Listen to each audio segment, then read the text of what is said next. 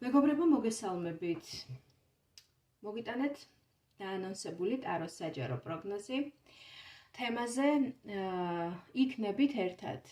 არის თქვენი ჩაფიქრებული პიროვნება, თქვენი რეალური ნამდვილი პარტნიორი, თქვენი ნამდვილი სიყვარული, რა მომავალი აქვს, რა სამომავლო პერსპექტივა აქვს თქვენს ურთიერთობას. როგორც ხედავთ, წარმოდგენილია სამი ვარიანტი. პირველი ვარიანტი, მეორე ვარიანტი და მესამე ვარიანტი. Ჩაიფიქრეთ თქვენთვის სასურველი ვარიანტი.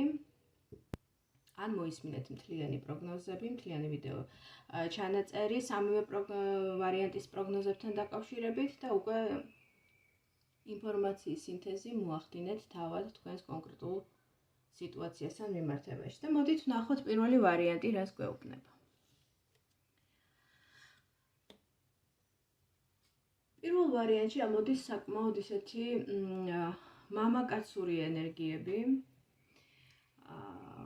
დიდი ალბათობით თქვენი ურთიერთობა, ვინც აირჩიეთ პირველი ვარიანტი, ატარებს უფრო პატრიარქალურ ხასიათს, რაღაცნაირად ტრადიციებს, კონსერვატიზმს, წესებს, ოჯახურ ღირებულებებს. უნდა ჰქონდეს დიდი დატვირთვა, წინა პლანზე უნდა იყოს ეს თემები წამოწეული. ასევე შესაძლებელია დომინანტი პარტნიორი გყავდეთ, ვინც ჩაიფიქრეთ. დომინანტური ტიპის მამაკაცი, რომელსაც უყვარს საკუთარი წესებით თამაში, არის პრინციპული, არის თავისებური ხისტი ბუნების ადამიანი, ან შესაძლებელია თქვენი ურთიერთობა ჩანდეს საზოგადოების თვალში ასეთად. გარკვეული მოცემულობებიდან გამომდინარე, ხო, უმიზეზოდ არაფერი ხდება. შესაძლებელია თვითონ ადამიანი არის ძალიან კონსერვატიული და ტრადიციული, ან ოჯახური თემები, როგორც თქვენი მხრიდან, ასევე შესაძლებელია ეს იყოს პარტნიორის ოჯახიდანაც, ძალიან დიდი ყურადღება ექცეოდეს ოჯახურ ღირებულებებს, ტრადიციებს, წესებს, ყველაფრის რაღაცნაირად სტრუქტურულად დალაგებას, ხო? ასეთ ურთიერთობაში რთულია ემოციების, ასე ვთქვათ, ფეიერვერკის მოწყობა, ერთი შეხედვით რაც ჩანს, იმიტომ რომ ცოტა ზედმეტად სტრუქტურირებულად შეიძლება ხდებოდეს ეს პროცესი, ხო? ანუ ურთიერთობის განვითარების პროცესი. ამ ეტაპზე ასეა, შეიძლება ეს პირდაპირ თქვენს პარტნიორის ტიპაჟზე მესაუბრებოდეს და თვითონ იყოს ესეთი ადამიანი, ან ურთიერთობის შინაარსი ამ ეტაპისთვის აწყოში ატარებდეს ესეთ ხასიათს, ხო? სადაც მამაკაცი არის ოჯახის თავი. ესეთი გამოთქმა ხო არსებობს, რაღაცა ესეთი და ქალი კი სერიო, ხო, რაღაცა დომინანტობა მამაკაცის მხრიდან. და ოჯახური ფასეულობების, ტრადიციების ძალიან წინ წამოწევა, წესების წინ წამოწევა. ასეთ დროს ზოგადად ურთიერთობას ემოციური თვალსაზრისით ცოტა უჭირს, იმიტომ რომ ესეთი ზედმეტი წესებით და ტრადიციებით შეზღუდვა ურთიერთობის ცოტა ამშრალებს, ხო? რაღაცა მშრალი ხდება ურთიერთობა, თითქოს რაღაცა ემოციური ფონი ძალიან უკანა პლანზე გადადის და უფრო წესრიგიანობას ექცევა ყურადღება. მოდით ვნახოთ სამომავლო განვითარების თვალსაზრისით, როგორ ვითარდება, ხო, ეს თქვენი ურთიერთობა.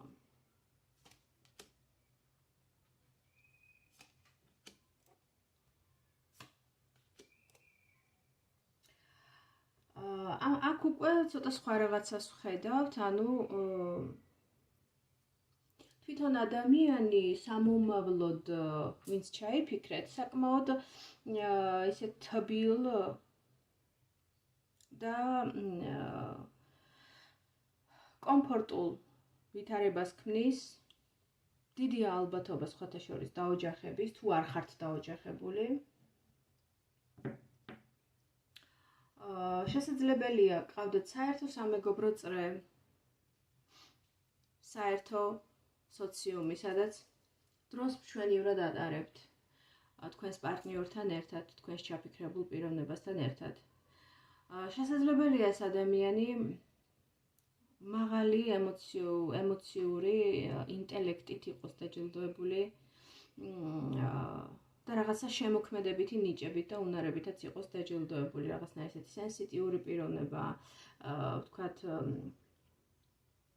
ღრმა ემოციური ინტელექტის მქონე, მაგათაც ლექს რომ ძალიან ისე რომ ხატოვნად რომ წაიკითხავს, ან შეიძლება თვითონ ქმნიდეს,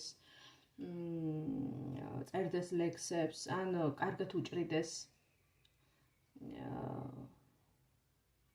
შეეძლოს ესეთი მაღალფარდოვანი საუბარი, ან მღეროდეს, ან რაღაცა სახელოვნებო ნიჭით იყოს დაჯილდოებული, ან ძალიან ემოციური, ესეთი სენსიტიური ადამიანი. ამ შემთხვევაში ეს იმპერატორი, რომელიც ამოვიდა, ხო, ურთიერთობის სიგნიფიკატორად, გამოდის, რომ უფრო რაღაცა შეიძლება ეს არის ერთი ადამიანის ორი მხარე, სავსებით შესაძლებელია, რომ მას შეუძლია იყოს სტრუქტურიზებული, იყოს დისციპლინირებული, იყოს წესების მიმყოლი ადამიანი, მაგრამ ამავდროულად ურთიერთობაში, ოჯახურ თანაცხოვრებაში ის სხვანაირად ავლენდეს თავის თავს, ანუ იყოს საკმაოდ თბილი, ყურადღებიანი, მეოჯახი ადამიანი, რომელსაც შეუძლია ზრუნვა, რომელსაც შეუძლია პარტნიორის გვერდში დგომა, რომელსაც შეუძლია ემოციური მხარდაჭერის გამოხატვა.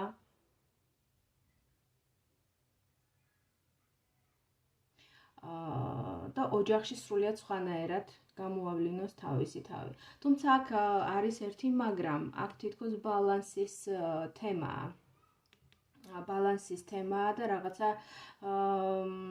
აუცილებლობა დგას იმის, რომ დაიცვათ ბალანსი და წონასწორობა რაღაცა ორ თემას შორის, ორ არჩევანს შორის. შესაძლებელია დროის განაწილება გართულდეს, თქვათ, ოჯახურ თანაცხოვრებასა და სამსახურებრივ საქმიანობას შორის, ან რაღაცა სხვა არჩევანთან იყოს დაკავშირებული თქვენთვის, ან მისთვის და ეს უფრო თქვენთვის. და ეს იყოს რთული, საკმაოდ რთული დასაბალანსებელი, ხო? მაგრამ მთლიანობაში ამ ურთიერთობას აქვს ძალიან კარგი დადებითი პოტენციალი. თუ არ ხართ დაოჯახებული, დიდი ალბათობა, რომ შეიქმნას ეს ოჯახი, დაოჯახდეთ, ოფიციალურად გთხოვონ ხელი და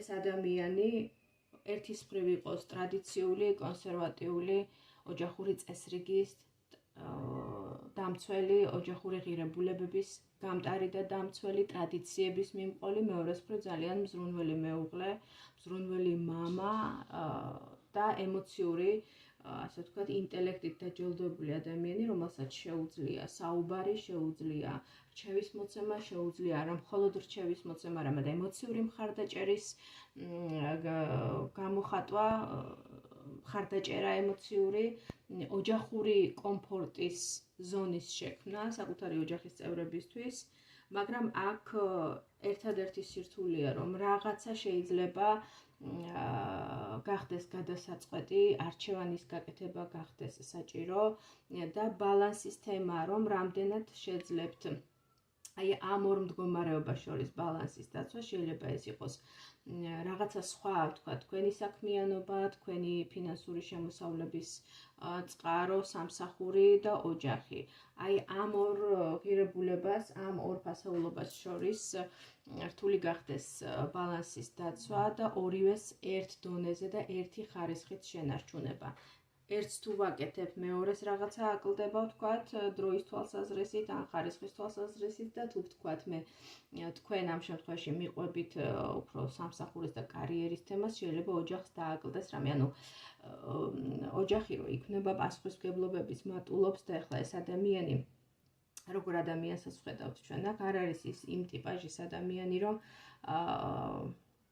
რაღაცა ვთქვათ, ყველაფერი ესე გაატაროს, რაღაცებზე თვალი დახუჭოს, ის თვითონაც არის მოწესრიგებული ადამიანი, დისციპლინირებული ადამიანი, წესების მოყვარული ადამიანი, ამიტომ თავის ოჯახშიც ექნება ესეთი წესები, რომლის დაცვაც მოგიწევთ და შესაძლებელია თქვენს სხვა ინტერესებთან შესაბამისობაში მთლად ვერ მოვიდეს ეს ყველაფერი, ამიტომ აქ უბრალოდ ერთი პატარა ნიუანსია, ანუ ბალანსის დაცვის საჭიროება ერთ საქმესა და მეორე საქმეს შორის. ერთია ოჯახი და მეორეა რაღაცა სხვა, რომელიც არის თქვენს ცხოვრებაში და რომლის შეთავსებაც მოგიწევთ აი ამ ყველაფერთან. აი ეს არის და ეს და სხვა მხრივ ძალიან პოზიტიური ვარიანტი ამოვიდა ნამდვილად.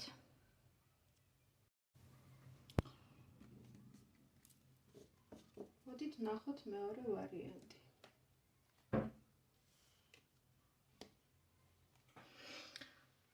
მეორე ვარიანტში ამოდის საკმაოდ სერიოზული, სოლიდური ადამიანი. შეიძლება ასაკით იყოს თქვენზე უფროსი, საკმაოდ მატერიალისტი, ხედვებით მატერიალისტი, ცხოვრების წესით მატერიალისტი, მიწიერი ადამიანი, თქვენზე გამოცდილი, ცხოვრების όλ გამოცდილებას გულისხმობ. სასურველი პარტნიორი იმ ადამიანებისთვის, იმ ქალისთვის, ვისაც სურს ესეთი სტაბილური, მიწიერი, მატერიალისტი, კარგი გაგებით ვამბობ, ადამიანი თავის გვერდზე.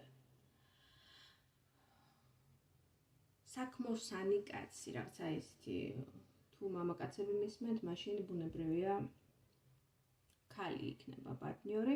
უბრალოდ აქ ამოდის პენტაკლების მეფე და აქედან გამომდინარე საუბრობ როგორც მამაკაცზე, თუმცა რა თქმა უნდა თუ ჩემი მსმენელების რიგებში მეორე ვარიანტი ჩაიფიქრეთ მამაკაცებმა, ბუნებრივია იქნება ქალი პარტნიორი. აი ესეთი პიროვნება ამოდის აქ. მიწიერი, მატერიალური ხედვებით, შესაძლებელია ასაკით თქვენზე უფროსი, ან უფრო დიდი ცხოვრებისეული გამოცდილების მქონე პიროვნება. აქვს მომავალი თქვენს ურთიერთობას. როგორ განვითარდება მომავალში თქვენი ურთიერთობა, მოდით ვნახოთ. რაღაცა შიში ჩანს. არ ვიცი რისი შიში. შეიძლება ეს იყოს ილუზორულიც ეს შიში. შეიძლება იყოს ეჭვი პარტნიორთან მიმართებაში, ან ოჯახთან მიმართებაში, ზოგადად ურთიერთობასთან მიმართებაში გარკვეული წინააღმდეგობები არსებობდეს. შეიძლება ოჯახის მხრიდან იყოს ეს წინააღმდეგობები, შეიძლება იყოს ვიღაცა, ვთქვათ, არაკეთილმოსურნე, ვინც ქმნიდეს ისეთ ატმოსფეროს, ისეთ ენერგეტიკას თქვენს ურთიერთობაში, შემოქონეს დისონანსი, რომელიც აჩენს ეჭვებს და შიშებს. თუმცა შესაძლებელია ეს წინააღმდეგობები, რომელზეც თქვენ ფიქრობთ და რომელსაც განიცდით, არც ისეთი ძლიერი არ იყოს და უფრო რაღაცნაირად თქვენს გონებაში ხდებოდეს ამ ყველაფრის გაზვიადება, გაბუქება, ვიდრე ვთქვათ, არის სინამდვილეში ეს ყველაფერი.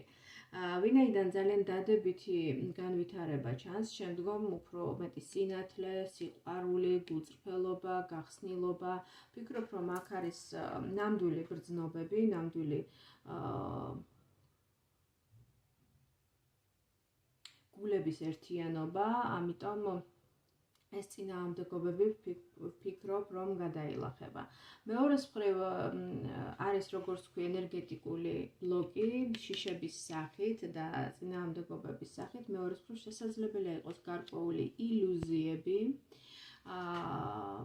ეჭვიანობა, ეჭვის მომენტი და იმაზე ფიქრი, თუ რამდენად სწორ არჩევანს გააკეთებთ, თუ ამ ადამიანს დაუკავშირებთ თქვენს მომავალს, გააღრმავებთ, ანუ გაასერიოზულებთ ურთიერთობას. შესაძლებელია ამაშიც ეჭვი გეპარებოდეთ.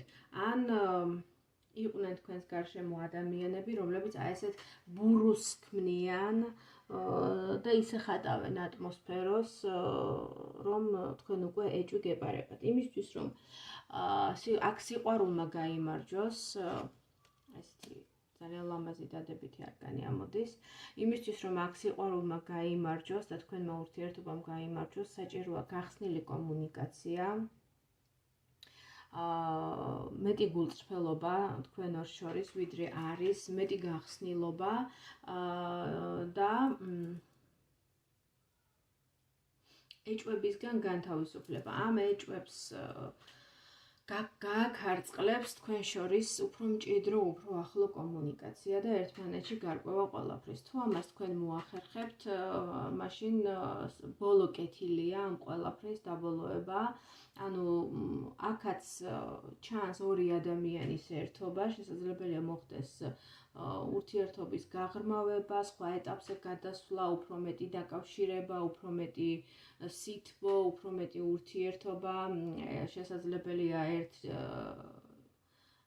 ჭერქვეშ საცხოვრებლად გადასვლა ერთ სახლში, რაღაცა ფორმის მიცემა, სტატუსის მიცემა ურთიერთობისთვის და წყვილება, მოკლედ რასაც ქვია. აქ როგორც აღნიშნე, წინააღმდეგობები მოდის გარკვეული დაბრკოლებების სახით, რომ აი ეს დაბრკოლებები ჩანს უფრო მენტალურად, ანუ ფიქრების დონეზე, შესაძლებელია ეს იყოს წინატრაუმული გამოცდილებიდან გამომდინარე ენერგეტიკული ბლოკები, როდესაც ადამიანს რაღაცა წყენა აქვს, წარუმატებელი ურთიერთობა გამოიარა, იმედგაცრუებული, ასეთ შემთხვევაში მას უკვე ეშინია სხვა ურთიერთობაში შესვლა, სხვა ურთიერთობის გაღრმავება, ეს შიში ბუნებრივია, იმიტომ რომ ადამიანი არის ტრაუმირებული და ეშინია რომ იგივე წრეზე არ დატრიალდეს და იგივე იმედგაცრუება არ განიცადოს, როგორც წინა ურთიერთობაში, სწორედ ამიტომ აღნიშნე, რომ ნებისმიერი წინაღობა, რაც არ უნდა არსებობდეს თქვენს ურთიერთობაში, აი ამ წინაღობას გაფანტავს თქვენ შორის გულწრფელი, გახსნილი, ნათელი ურთიერთობა და კომუნიკაცია და ყველაფრის ერთი-ერთზე საუბარი, გახსნილად, გულწრფელად შელამაზების და რაღაცა ვთქვათ რევერანსების გარეშე, იმიტომ რომ აქ ჩანს ნამდვილი სიყვარული, აქ ჩანს გულისმიერი სიყვარული, ამიტომ მიენდეთ ამ გრძნობას. გახსენით თქვენი გული, ისევე როგორც აი ამ გოგონას გულია გახსნილი და მზისგან იღებს ენერგიას, აი ესე გახსენით თქვენი გული და თქვენი ჯანსაღი გულწრფელი გახსნილობით და მინდობით პარტნიორისადმი, აი ეს ისეთ ენერგეტიკულ მუხტს შემოიტანს თქვენს ურთიერთობაში, რომ ისიც წამოვა, ისიც გაიხსნება, ისიც იქნება უფრო მეტად გახსნილი და გულწრფელი თქვენთან ურთიერთობაში და ამიტომ როდესაც ამხელა სინათლეა და ამხელა სიცხადეა და მზის ენერგიები შემოდის ადამიანებს შორის ურთიერთობაში, იქ უკვე ნებისმიერი ჭრილი, ნებისმიერი ბნელი გამოვლინებები წინააღმდეგობებს გულისხმობ, უკვე ქარწყლდება და ყველაფერი მიდის უკეთესობისკენ. და დაგვირგვინება არის კვერთხების ოთხიანი, რომელიც ორი ადამიანის ერთობას აჩვენებს, ორი ადამიანი ერთად მხიარულობს, დროს ატარებს, ცეკვავენ, რაღაცა პიკნიკობენ, რაღაცა კარავი აქვს სადღაცა, მოგზაურობენ, ანუ კარვით და ეს ძალიან დადებითი არკანია, ანუ შესაძლებელია თქვენი ურთიერთობა ასეც განვითარდეს, რომ ერთად წახვიდეთ დასასვენებლად, რაღაცა კარგი დრო გაატაროთ ერთად, უფრო დაუახლოვდეთ ერთმანეთს და აქედან გამომდინარე მერე გაჩენდეს უკვე სხვა სამომავლო გეგმები ურთიერთობასთან მიმართებაში. ამიტომ ვფიქრობ, რომ პოზიტიური განვითარება გელოდებათ, მთავარია გული იყოს გახსნილი, გულები გახსნათ, შეაერთოთ თქვენი გულები და მაქსიმალურად გულწრფელი, ესეთი გახსნილი და თავისუფალი კომუნიკაცია დაამყაროთ ერთმანეთთან. აი ესეთი პოზიტიური ენერგიები მოგვეწოდა მეორე ვარიანტმა პროგნოზის სახით და მოდით ვნახოთ მესამე ვარიანტი. რას გვაჩვენებს? მესამე ვარიანტში ამოდის არკანი ზომიერება, რაღაცა ესეთი მამაკაცური ენერგიები ჭარბობს. სამივე არკანზე, რომლებიც ამოვიღე სიგნიფიკატორად, ჩანს ესეთი მამაკაცები ჩანან. აი ესეთი არკანია, აქაც ახალგაზრდა მამაკაცი ჩანს, გამოსახულება არის ასეთი. ზოგადად ეს არკანი მიუთითებს ურთიერთობაში სტაბილურობაზე, შესაძლებელია ეს სტაბილურობა ცოტა მოსაწყენ ურთიერთობაშიც რაღაცნაირად გაჩერებულ ურთიერთობაში გადაიზარდოს. თითქოს ურთიერთობა არის გაჩერებული, ურთიერთობა არ ვითარდება, აი რაღაცა ესეთი ენერგიებიც იგრძნობა. თუმცა მეორეს მხრივ სტაბილურობის მხრივ თუ შევხედავთ, უნდა იყოს ამ ურთიერთობაში სტაბილურობის ელემენტები, თუმცა მეორეს მხრივ შეიძლება იყოს ჭარბი რუტინა, რაღაცა გაჩერებული მდგომარეობა, ურთიერთობა, რომელიც არ ვითარდება, ურთიერთობა, რომელიც ხდება დროთა განმავლობაში მოსაწყენი. მოდით ვნახოთ, აი, მაინც განვითარებაში უკეთ გამოჩნდება, როგორ განვითარდება თქვენი ურთიერთობა.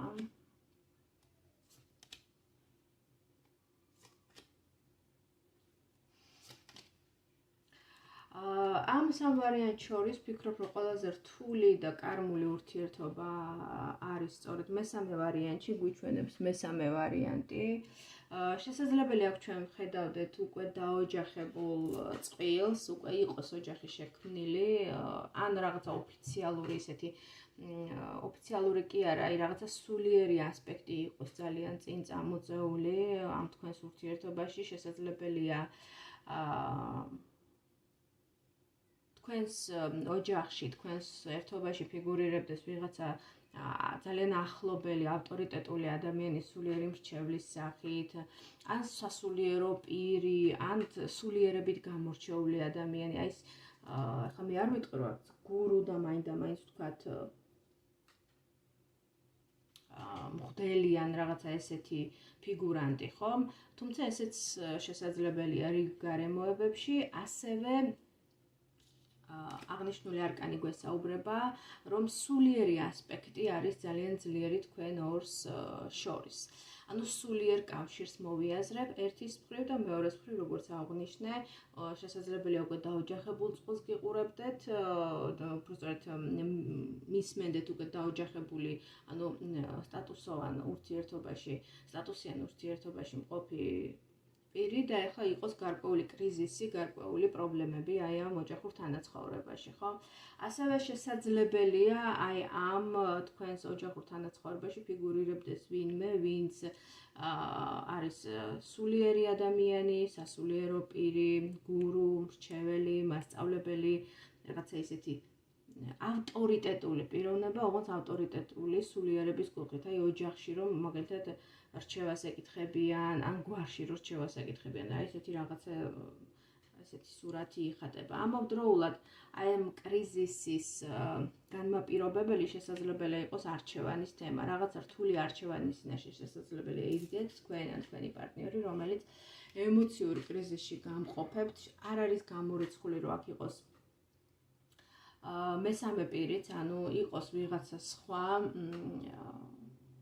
სასიყვარულო სამკუთხედზე საუბრობ და სწორედ ამ თემას უკავშირდებოდეს ეს არჩევანი, ან შესაძლებელია იყოს რაღაცა სხვა არჩევანი, რომელიც აი ამ თქვენს ოჯახურ თანაცხოვრებას ან ერთობას გარკვეულ საფრთხეს უქმნის, ან კითხვის ნიშნის ქვეშ აყენებს თქვენს კავშირს, მოკლედ რო ვთქვა და ეს ემოციურად გფიტავთ და საკმაოდ დეპრესიულ მდგომარეობაში გაგდებთ. სამომავლო განვითარებაში ჩანს, რომ ამ ურთიერთობაში დადგება გარდამტეხი მომენტი, რაღაცა ძალიან მნიშვნელოვანი მომენტი, როცა რაღაც უნდა გადაწყდეს, რაღაც აუცილებლად უნდა შეიცვალოს, რაღაც უნდა დასრულდეს და რაღაც უნდა დაიწყოს. თქვენზე და თქვენს სულიერ განვითარებაზე და ამავდროულად პარტნიორის სულიერ განვითარებაზეა დამოკიდებული ეს ურთიერთობა გაუძლებს ამ გამოწვევას, გაუძლებს ამ გამოცდას და გადავას სხვა საფეხურზე, ანუ გააგრძელებს სიცოცხლეს და გააგრძელებს განვითარებას, თუ ეს ყველაფერი დასრულდება. ანუ საბოლოო წერტილი დაესმება და თქვენ უკვე სხვა ფურცლიდან დაიწყებთ თქვენს ცხოვრებას, საერთოდ ახალი ფურცლიდან შექმნით თქვენს ახალ რეალობას, ხო? მაგრამ ფაქტია, რომ ეს ურთიერთობა არის საკმაოდ კარმული ურთიერთობა, თქვენი კავშირი მოდის სულების კავშირიდან, ძალიან სულიერია ეს კავშირი და თქვენ რაღაცის სასწავლად, რაღაც გამოცდილების მისაღებად შეხვდით ერთმანეთს, ანუ ეს გამოცდილება შეიძლება არ არის პოზიტიური და აქვს გარკვეული ნეგატიური ელემენტები, მაგრამ თქვენი სულიერი ზრდისთვის ეს ასე იყო საჭირო. ამიტომ როგორც აღვნიშნე, სამომავლო განვითარებაში დგება გარდამტეხი მომენტი და აქ უკვე თქვენზე და თქვენს პარტნიორზეა დამოკიდებული გააგრძელებთ ურთიერთობას თუ დაასრულებთ ყველაფერს და დაიწყებთ საერთოდ სხვა ცხოვრებას, სხვა რეალობის შენებას და შექმნას თქვენთვის დამოუკიდებლად ცალკე. აი ესეთი პროგნოზი მოგვაწოდა მესამე ვარიანტმა, ჩემო მეგობრებო.